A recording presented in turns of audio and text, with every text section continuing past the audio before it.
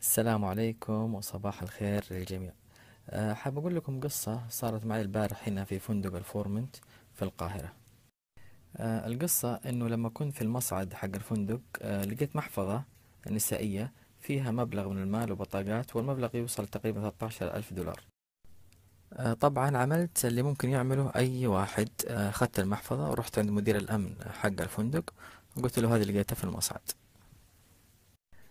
طبعا شكرني شكر مرة حار ولزم علي أشرب القهوة، وزي لي مستغرب إنه أنا أرجع محفظة فيها هذا المبلغ الكبير.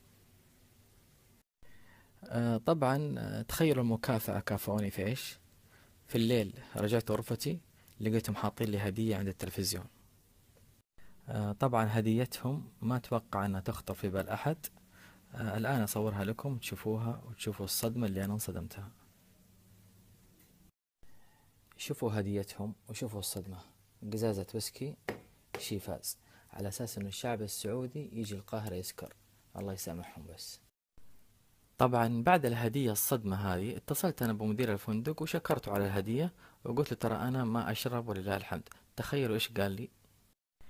قال لي هذه هدية ما ينفع تردها، وإذا ما كنتش عاوزها أعطيها حد صاحبك. إيش رأيكم آخذ ذنب أحد وأعطيه هذه الخمرة؟ وعشان لا أظلمهم حقيقة أعطوني هدية ثانية عبارة عن إقامة لمدة ليلتين مجانية مع الإفطار خلال سنة. لكن المصيبة هذه وين أوديها؟ فيكم أحد عنده اقتراح فين ودي هذه المصيبة؟ طبعا صعب أعطيها أي أحد آخذ ذنبه. إيش رأيكم أحطها هنا في مكانها الأساسي، وما ينفع أعطيها أي أحد عشان لا أخذ ذنبه؟ مين يأيدني؟ بعض المتابعين يقولون حطها هنا.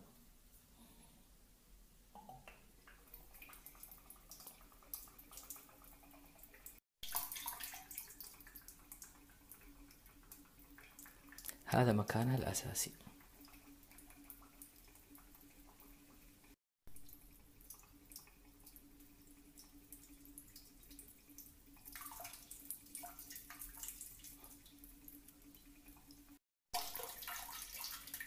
بصراحة الريحة تصرع.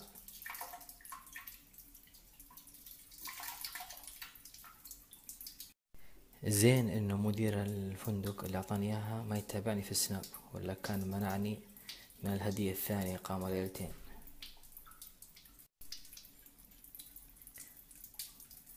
تقريبا خلصنا.